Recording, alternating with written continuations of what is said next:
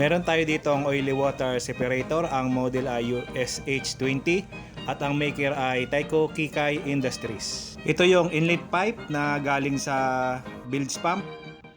Yan, so papunta yan dito sa first stage. So yung first stage natin, yan yung loob niya.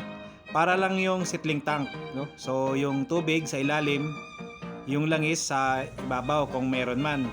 At meron yang oil probe na kapag na-detect yan, so yan yung oil probe niya.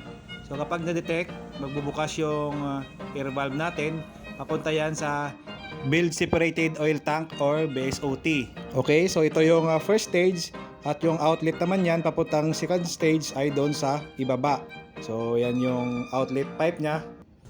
Yan, papunta sa second stage, dadaan ng filter at yan, papasok yan sa qualizer. So yung qualizer tinanggal muna natin.